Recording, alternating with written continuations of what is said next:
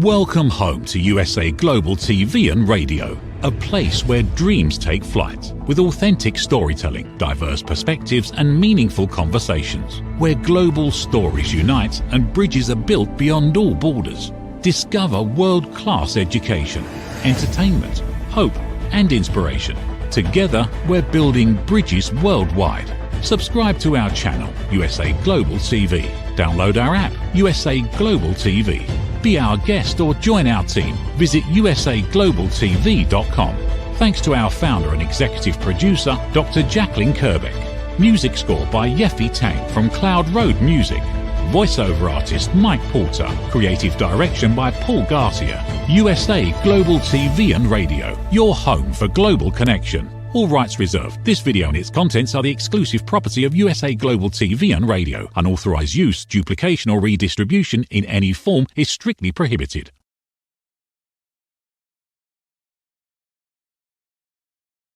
Howdy, this is Red O'Loughlin. We're on the Corner Bookstore on the USA Global TV and Radio Network today. Today I'm honored to have Tricia Copeland on as our featured guest. And Tricia is a young adult fantasy writer, a new adult romance writer, and we're going to delve into her here in just a brief moment. Before I start that, I just wanted to say, okay, I knew I wanted to say something. What was it? It's gone. Doesn't matter. Let's go to Tricia.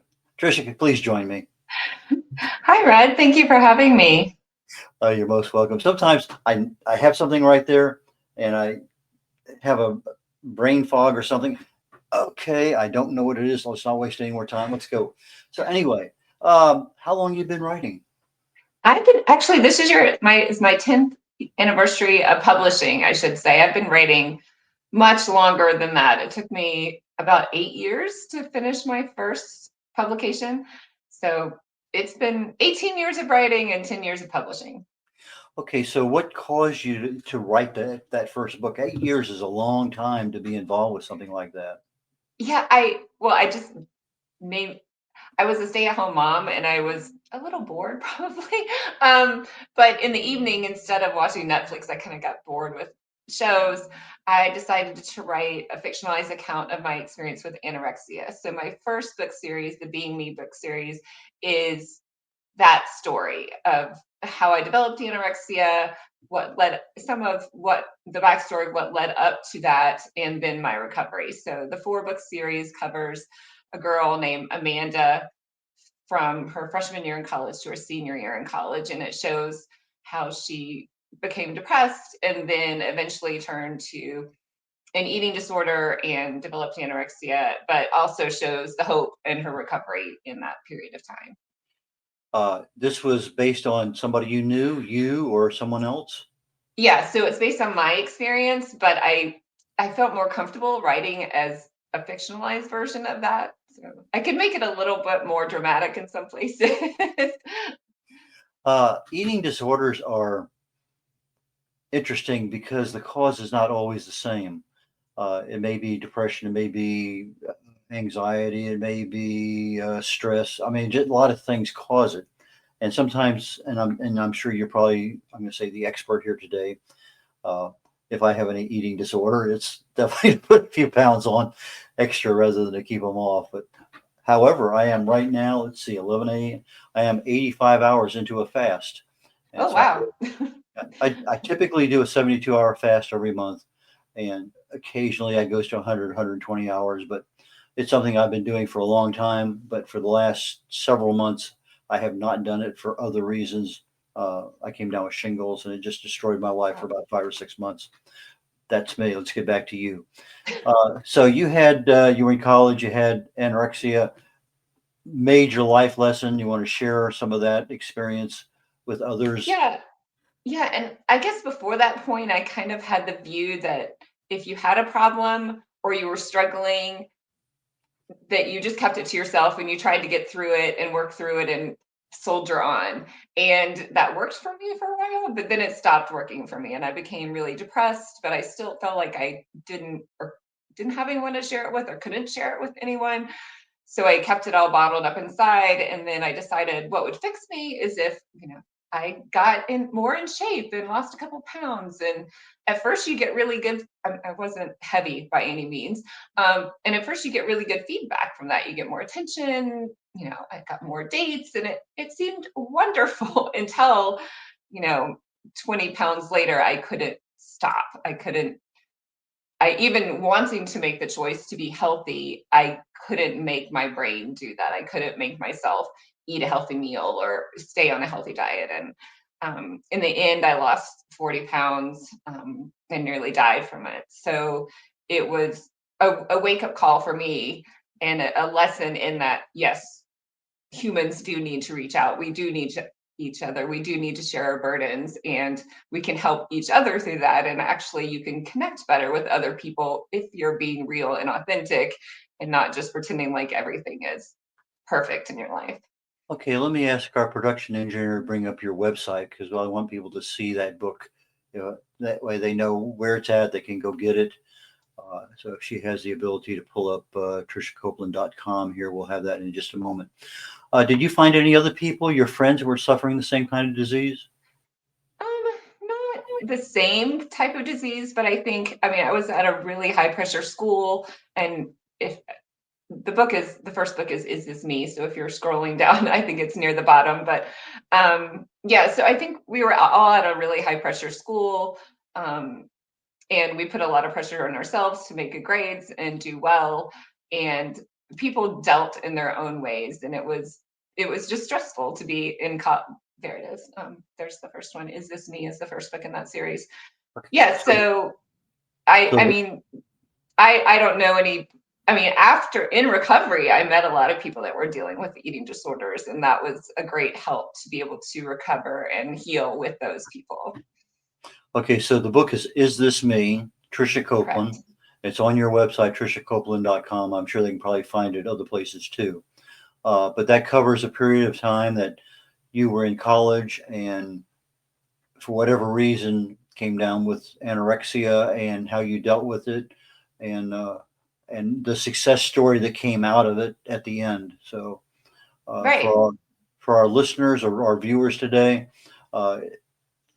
great advice. Anytime you can get something from somebody who's lived through it and has the wherewithal to say, hey, let me write about it and tell the world. Whoops, get myself back up here again. So I think that's a wonderful place to start. Okay, so you wrote the book that was about you. Okay, now you're writing fantasy and romance. What shifted you into those lanes? Well, I just realized that I loved writing, and my first love in reading is fantasy and witches, vampires, all of those characters. So when I thought about what projects I wanted to do next, it was obvious that I wanted to write something that I love reading my other stories too, and those fictional characters, but where my excitement lay was with the vampires and the witches and all things that go bump in the night. Okay, so your passion is where you went, and that's where most success starts. Is that you have something Right. you love to do, and so it's not work. You enjoy the hours you're putting into it. So you wrote your first fantasy romance novel 10 years ago, 8 years, well, longer than that, but you started. Okay, fine. I want to publish this. What was the impetus that says I want to be a published author? Well, it was mainly getting my story out and sharing that story of, because eating disorders are not well understood and it doesn't make a lot of sense to the normal brain, like why someone would develop an eating disorder. So that was part of it for my first series, the Being Me series. And I had a friend who is an editor and a self-published author, and she read the books and she really liked them. And I had a couple of people read them and they really liked them. And so I made the choice to have her edit the books and then self-publish.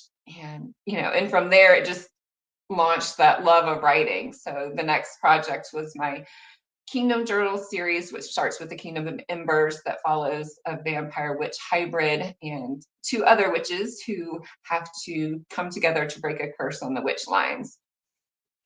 Okay, so you've read a lot. So some of the books you've read plant thoughts in your brain, and you say, "Well, what if?" And then you kind of, well, maybe it's time that we explored what if. That is that kind of a fair way of stating that's why I wrote these books?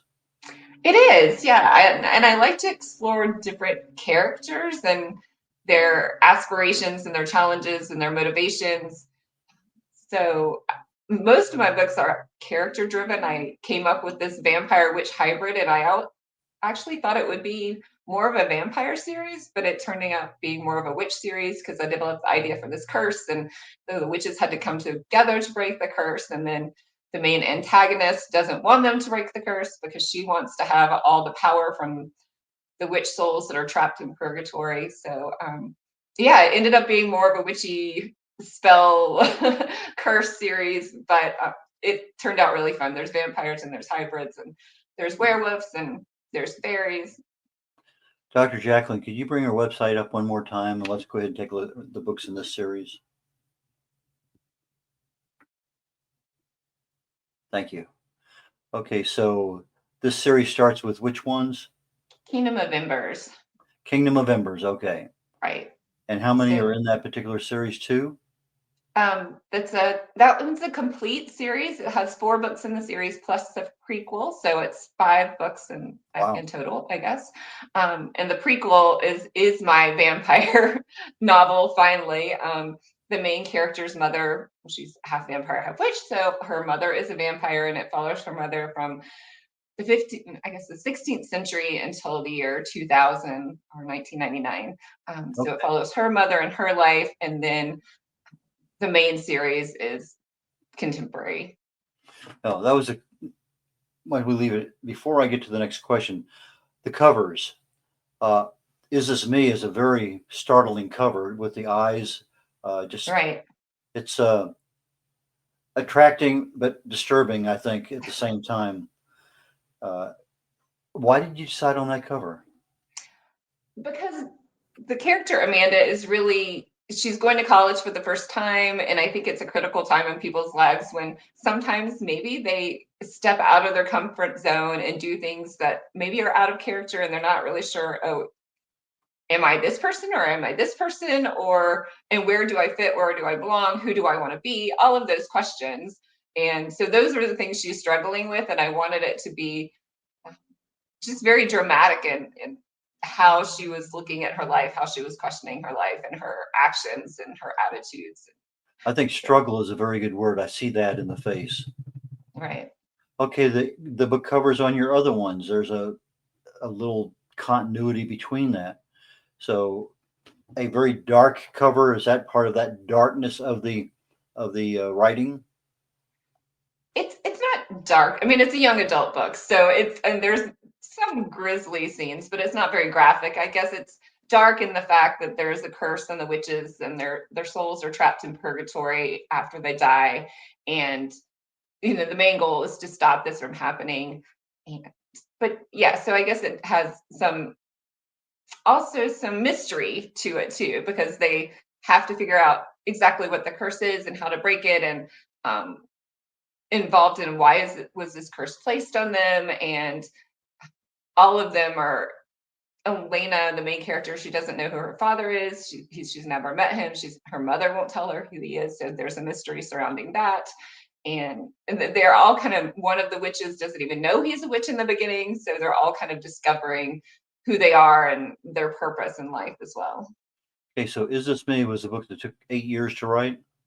Yes. Well, the first 2 books in that series, Is This Me and If I Could Fly, took that 8 years. And then I had 200,000 words in my manuscript, and my editor said, "Oh, we're gonna break this up to 2 books." So yes, that was the 8 years, and just writing maybe 30 minutes a night, 5 nights a week after my kids went to sleep. Okay, so you wrote the book. How long did it take you to get it edited? The editing process wasn't long. It takes me about 6 weeks for the editing process. I have 2 rounds with a main editor and then the final round with a proofreader. Okay, you use a developmental editor for keeping the characters and locations and time and all that coherent, and then a proofreader kind of line editor for all the rest of the grammar and diction and all the other things that are not involved in the plot. Right. So, well, actually, they kind of both do both of those jobs.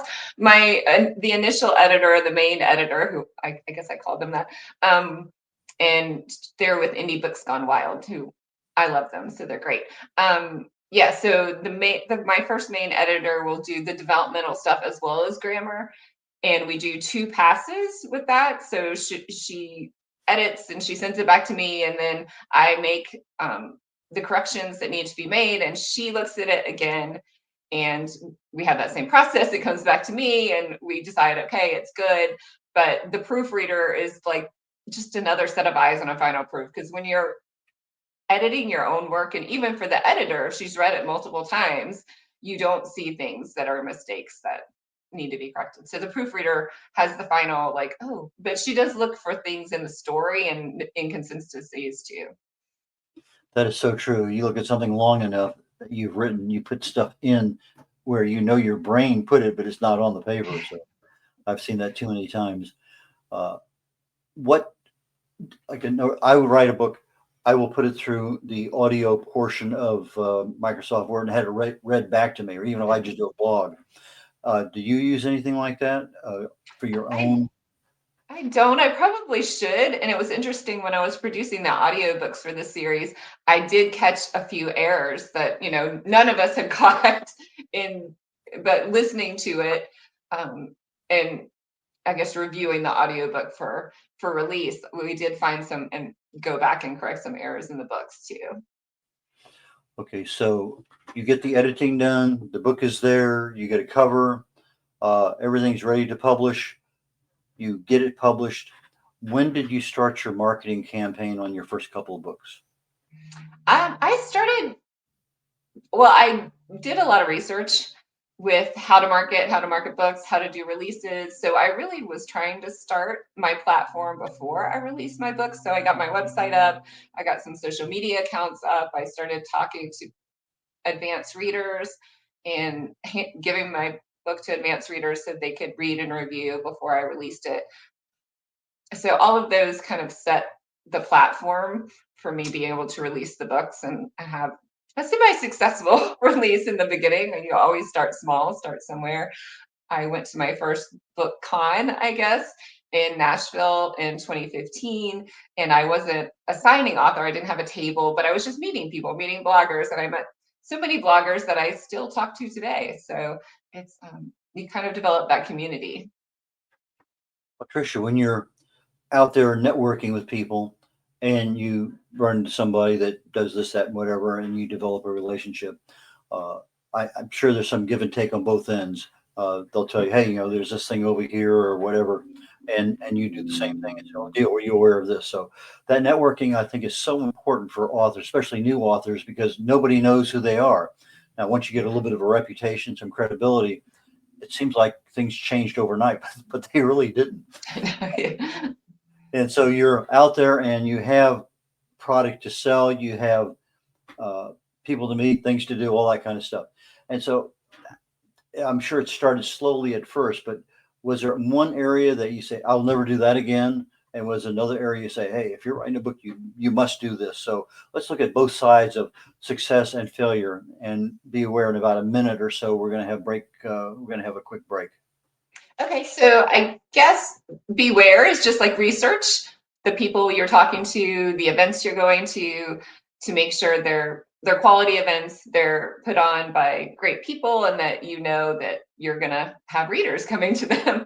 That's the one thing to look for. And then one thing to definitely do as well is have your good editor, have your good proofreader, have your good cover person, so that you're getting a quality product out to the readers.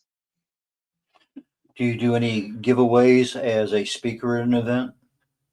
I do. I usually do giveaways at every book signing I go to, and as well as I have Goodreads giveaways for new releases, and yeah, and on my newsletter list, I give special giveaways just for my newsletters too. Okay, Tricia, hold on. We're going to take a quick break here on the USA Global TV and Radio Network. This is Red O'Loughlin on the Corner Bookstore. Ever dreamed of hosting your own TV show, sharing your story with a global audience? Now's your chance to shine. At USA Global TV and Radio, we make it easy for you to create, host and broadcast your very own TV show. Whether you're a storyteller, entrepreneur or industry expert, we help you bring your vision to life. With our exclusive interview, live streaming and podcasting training, you'll gain the skills and confidence to captivate your audience. Our global platform ensures your voice is heard worldwide. Join our community of creators who are already making an impact, one show at a time. Step into the spotlight. Host your own TV show on USA Global TV and Radio. Book your discovery call today at usaglobaltv.com. Copyright 2025 USA Global TV and Radio. All rights reserved. Terms and conditions apply. To learn more, visit usaglobaltv.com. Red Laughlin here. We're back on the Corner Bookstore on the USA Global TV and Radio Network. And my guest today is Tricia Copeland. She is a young adult fantasy author and a new adult romance author. And I've always seen the young adult. Okay, fine. Now all of a sudden, when she put up her information, we're backstage. I was like, what is NA? I knew the A was adult. Is it new? And then she explains it. So give me a little bit of education, please, or clarification on YA and NA with regard to fantasy and romance and that genre. Right. Yes, there is confusion a lot of times about different genres, and so you want the definition of the genre should come from the age of the protagonist, so the age of the main characters. So if your protagonist is younger than 18, and usually between 12 or 13 and 18, that's considered young adults. Below 12 or 13, you get into middle grade and early elementary books. But those are considered young adult too. They can be considered young adult because it's pre-adult, I guess. It should be pre-adult sometimes. But anyway, middle grade, and then you graduate to young adult at age 12, 13 to 18. And then new adult is usually age 18 to 25, 28, that range. And when you're hopefully launched into adulthood, maybe have your first job, finishing college, that stage of life. It's kind of interesting because maybe the term teenager is not what they want out there in the world, but if they look at it as a new adult, okay, that kind of puts them in a different marketing genre because they're not thought of as being teenagers, but more in the adult realm, and they're identifying with the characters in your book. So you choose which area to kind of flop into, one, the younger age under 18 or the slightly older one. Do you have any intention of the old adult market for romance and stuff? Not right now. But I'm never going to say never about anything because I never thought I'd write about a fairy, and I have a whole series on fairies now. So, do you have any, I'm going to say dolls for lack of a better word, but merchandise that actually have your characters that somebody can hold up? Oh, this is so-and-so. That would be great. I got character art for the first time. I guess the end of last year. I released it in December, I think. So I have an image of my fairy Titania now. So, and she is so beautiful. It's so cool. I was really excited to get that art, but I don't have her on a doll yet. So I have her on stickers, but I could work on that. She's not animated either yet. She's just a standstill image. So. Okay, so you have more than just the book. You're branching out into other activities there that will help as things go by. So how did you call them that? They're kind of like bonuses for my readers. I send them to my readers when they say, "Oh, I loved your book," and I'll send them a sticker. Yeah. How did you find somebody to help you do that? Well, I hired somebody to do the character art. So they were a graphics person. I'm not a graphics person. I mean, I can do Canva, but that's about it. So then I designed the stickers on Canva, and I use just found a sticker company to make some stickers. And I always do bookmarks for every book. So that's a lot of fun. I like doing trailer videos. Those are a lot of fun to do. And I can usually get those done myself. But yeah. You do your own trailers? I do. I do my own trailer videos. They're very low tech. I mean, I find an image that looks cool and I put the book blurb words with them, maybe with some music, and kind of flip the screens in and out. And that's about as techy as I get. How long are your trailers? Between some of them I do like short clips, less than a minute, and then some I'll do a little bit longer, 2 to 3 minutes. And you use these as part of your marketing program, right? Right. Yeah. So if you go to my website, you can see all my trailer videos, and my YouTube channel has them too. Okay. YouTube channel is YouTube/Tricia Copeland. Tricia Copeland, author. Yes. Tricia Copeland, author. Okay, on YouTube. Yes. Or yeah. Okay. You mentioned audio a while ago. Why did you decide to go with audio? I love audiobooks. I love listening to audiobooks, and I can read. Some people say this isn't reading, so it's a tight line to walk on. But I consider it reading. I can read a lot more books or listen to a lot more books than because I'm cleaning house or driving or doing those things. So, and I love my audiobook narrators. It was so fun, like being able to hear the story. Oh, there's my trailer to be a Fey Rogue. That was my last release. So that The was a reason lot I of fun. ask, Yeah. the reason I ask is that if you have a young adult, new adult, their tendencies probably go more with the audio than with reading a book. I'm guessing, or they're going to Maybe at least so. the ebook rather than the, you know. My son was a big reader. I'm a big reader. My son was a big reader for years.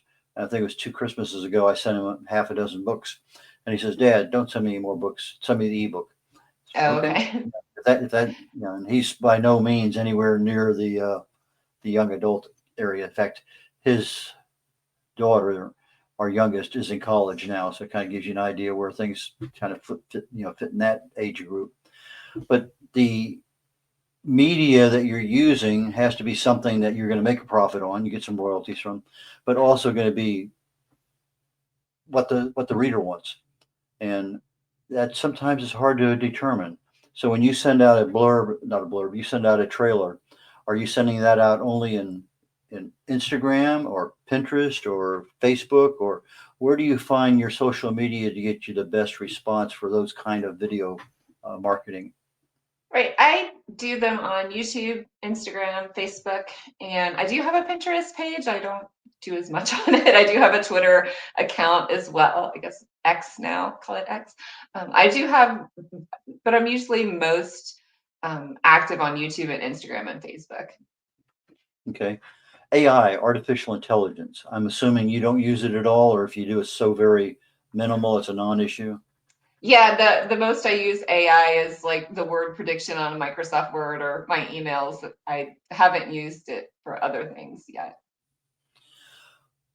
I just read yesterday, I'm sure it was last night maybe, that we can now, as authors, copyright our book if we use AI as the main portion of our writing, which I thought was pretty interesting because up to that point in time, they always thought that we were not plagiarizing, but it wasn't really our writing per se. But I use AI a lot for a lot of different things. Cover design for my clients. I'll get, I'll create 4 or 5 covers myself, send them to my client. What do you want? And then I'll get the ones, 2 or 3 he likes. I'll send them to a designer, and then from that, the designer has extra information about what the end result should be. So I think from that perspective, it works out very well. If I want 20 things a fairy would do in New England in 1600, is that something that is valuable to me? I don't know, because that's not the genre I write in. But when I want to know something about my specialty, sometimes I'll go to AI and ask it, give me 20 things about this. And okay, no, okay. Oh, wow. Sometimes there are things, and then I take that and then do my research on it to write it up. So I don't use the AI. Now, I learned my lesson very well editing with AI. Do not hit edit and put in your stuff, because edit means to them take 20 pages down to 2 paragraphs. Yeah. Yeah, that was a big shock to me when that happened. So I have a little blurb now. It's about 3 sentences that I put in, and I put my chapter in there, and basically it edits at a seventh grade level for whatever I want, but it doesn't lose everything. And that was something I really learned from AI. Is it's a great tool, but it's a tool, and you have to learn how to ask for what you want, and then look at what you have and see, does that match what you really need? And sometimes that's not always the case. So, what little tricks of the trade have you learned as an author that could help other new authors get their first book written? Um, let's see. I think it's just about finding what works for you. Like for me, if I write every day, then it keeps the book front of mind for me. So if I'm driving or if I'm doing a chore, then I'm thinking about my characters. Maybe I'm thinking about what I just wrote, and was that appropriate? Was it the right thing for the plot line? Was it the right thing for the characters? And then I'm thinking, okay, if I need to go back to change something, or am I thinking ahead in the story, like what's the next thing that moves this plot along? What challenges can I put in front of my characters? So just for me, I always keep those top of mind. It's easier if I write every day. I have started outlining, which some people are big outliners, do it before they write. I don't do it before I start writing, but now I've started doing chapter outlines after I finish writing sections, so that it makes it easier. If I take some time away, I can come back and say, oh, where am I? What was going on? And that was really good for my editor too. So moving forward, I will do that, especially for book series. You want to remember, I've talked to some authors who have done like extensive spreadsheets, like every single scene goes in a spreadsheet with what character, what happened, and so they can keep track of it. But that was an author that produces one book a month, and she has 8 editors. And so, I mean, obviously, all of that has to be really tight, and you don't want to lose or miss something. So, yeah, just find your system and what works for you. And that's really different for every author, I think. Okay, so we start out as an amateur. We're writing. We convert over to being an author. Then we convert into being a published author, but we're still an amateur. And I guess you could be. I mean, but if you're writing a book a month and you have 8 editors, you're professional. yes. Your full-time job is getting that next book done and out the door, and doing whatever else you have to do to market it. So there's a transition that happens as part of the business expansion of Tricia Copeland Intergalactic Enterprises, and so you change over to becoming an entrepreneur in addition to becoming an author. Is that something you also studied, or does that come naturally, or is that something you rely on a mentor for, or how do you become a successful author? I research anytime I don't know something, I just research it. So I've taken a lot of social media marketing classes. I've taken business classes. I've taken writing classes. Writing was not my background. I was in science. So I was a scientific researcher, and I could do technical writing, but I had to learn more tips on plot, creative writing, characters, how to do a plot arc, how to do character arcs. So those are things that I've learned along the way. And I think part of it's just doing what you love. So if you love something, I want to be good at it too. I want to do a quality product for my readers. So it's interesting right now. I just started a screenwriting class, and I'm trying to convert my books to screenplays. And it's such a different beast. And I look back and I say, oh, I could have changed this, and I could have made this tighter, and I could have made the plot line a little bit. I mean, you always look back and there's always going to be changes, but it's fun to elevate my craft by learning different types of writing too. It's interesting. I had a series on documentary on the movie The Godfather, and they had the author, successful book. They wanted the movie, but they did not have a screenwriter. So they hired the author, and it turned out to be almost a mistake, because the author knows the book, knows that, but he doesn't understand the production end of things. And it's a major mental shift from writing, and now all of a sudden you have to be aware of what is the viewer seeing or hearing, and it's a different world than just writing. And I wasn't aware of that until I watched that movie, and he eventually became a decent screenwriter, but it wasn't something that was natural that you would kind of expect. And it's kind of like recording my own audiobook. Well, if I'm the only person in there, that's fine. And maybe people want to hear my voice as opposed to something else. But it's a choice that the author has to make. Do I want an audiobook? Do I want the screen part of this? And it sounds like you with your video trailers have an advantage because you're already thinking in that realm of what's next that the viewer really needs to see. So you hook them enough for them that they want to know more information or get your book. So do you think that the video trailers is helping you with your screenwriting? I don't think so, because the video trailers were really just kind of a different way to get out the same content that I'd already written. Like a lot of them were taken from the blurbs on the back of my book. So, but yeah, it's a whole different thing to think about writing a screenplay and having it as a movie, because you can't tell the watchers or the viewers anything. They have to see it or they have to hear it. So one of the characters has to speak it or they have to see it some way. Unless you have really a narrator telling, but then that's just like a book, right? It's just like an audio book. So yeah, even like I see why so many movies are so different from the book series. Even writing my own screenplay, it's going to be vastly different from what it looked like in the novel, because in the novel I held a lot of secrets back and you learned about the world slowly as you went on, and in 2 or 3 hours you can't do that. You need to tell them about the world at the very beginning. Hey, this person can do magic, this person is a vampire, we need to know that up front or you're not going to understand all the little cues that are coming in. So yeah, it's going to be a vastly different from, not vastly different, it's the same major story, but it does have to be reworked. Yeah. You read the book, you see the movie, and why didn't they have this other part? I mean, parts that we consider important aren't even in the movie. I've only seen one book that covers the movie almost page by page, and that's The Right Stuff, about the American, Mercury 7 astronauts. It's amazing how close that just goes right, almost line by line down the book. I was just amazed that it's a very short book. The movie's not very long, but it's very well done. But we're getting to the end of our time today here on the Corner Bookstore, Tricia. How do people get your books? What do you recommend? Say, hey, go to my website. Go to where do you want people to buy your books at? Well, you can find all the links on my website, but they are all on Amazon, and most of them are on Kindle Unlimited. The Kingdom Journals, as well as the Realm Chronicles series, is in audiobooks, so you can find those on Audible, Barnes and Noble, Apple, and Google. I think on Google Play too. So yeah, everywhere you like to buy books, they're there. Okay, you have any book signings or any events coming up?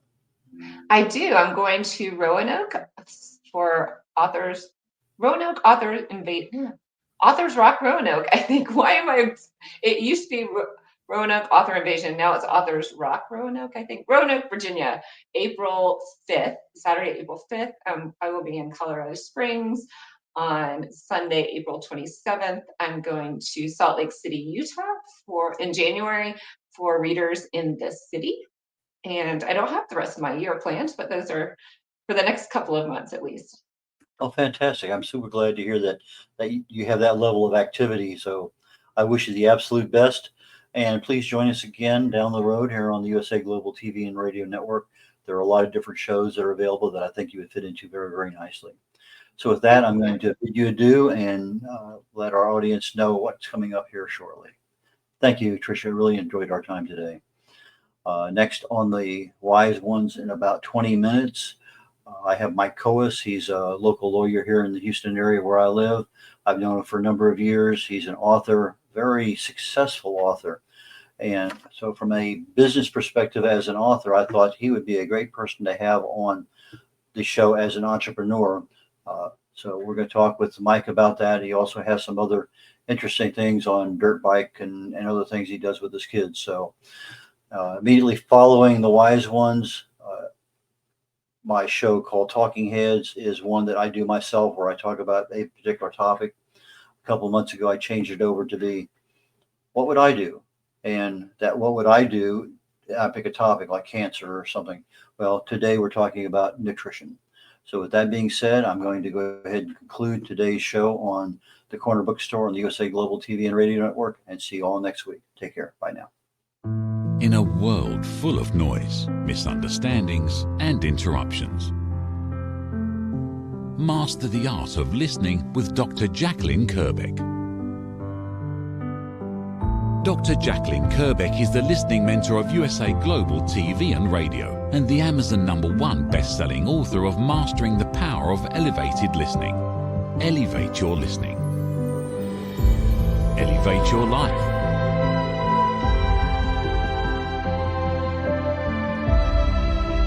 Join a global learning experience in person or via Zoom. Reserve your spot today. usaglobaltv.com/book-your-session or drjacalyn.thinkific.com. Join Dr. Kerbeck's listening courses or hire her to unlock deeper connections and authentic conversations.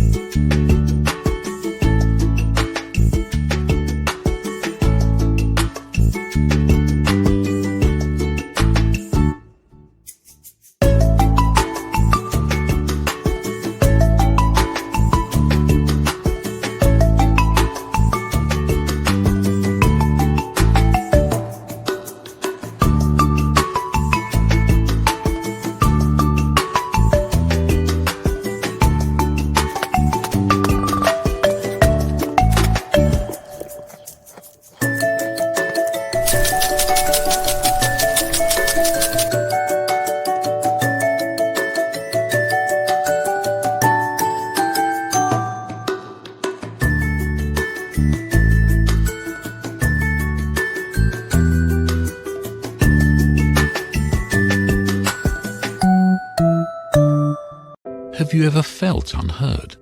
Like your words float into a void, leaving you invisible and disconnected? How about feeling judged, when assumptions overshadow your truth, leaving you misunderstood and defensive? And then there's that moment when someone offers solutions you never asked for, dismissing your feelings and leaving you more frustrated than before. It doesn't have to be this way. Dr. Jacalyn Kerbeck, the listening mentor, understands. She's here to help you reclaim your voice, build stronger connections, and create meaningful conversations that inspire understanding and mutual respect. Through her groundbreaking books, online and in-person courses, and interactive workshops, you'll learn how to navigate life's most challenging interactions. Discover the power of elevated listening and transform how you communicate. Master setting boundaries and asking permission to protect your peace. Learn to recognize and release judgment, fostering empathy and true connection. Dr. Kerbeck also offers personalized coaching, one-on-one or group sessions designed to fit your unique needs. Whether in person or virtually on StreamYard, her guidance will empower you to thrive. You don't have to struggle alone. The path to deeper connections and better relationships start here. Visit drjacalyn.com or usaglobaltv.com. Join a global community of empowered listeners and transform your life, one meaningful conversation at a time. Dr. Jacalyn Kerbeck is the listening mentor. Start your journey today. Thank you, viewers and listeners of USA Global TV and Radio, for joining us today. We're honored to have your time and attention as part of our global community. At USA Global TV and Radio, we believe in the power of authentic conversations, meaningful connections, and creating a world of possibilities together. Want to be part of something bigger? Join our team of elevated listeners at usaglobaltv.com, a space where your voice matters and your ability to listen transforms relationships. Stay connected with us across all our platforms for thought-provoking discussions, expert insights, and empowering stories. Subscribe to our channels at youtube.com/c/USA Global TV. Follow us on social media and explore the endless opportunities we're creating for growth, learning and inspiration. Together, we're not just broadcasting, we're building bridges and changing lives one conversation at a time. For inquiries, contact us at info@usaglobaltv.com. Music by Johnny Dyes. Produced by Executive Producer and Director Dr. Jacalyn Kerbeck. Voiceover by Mike Porter. Creative Direction by Paul Garcia. All rights reserved. Copyright 2025. Visit usaglobaltv.com to view our full terms and conditions.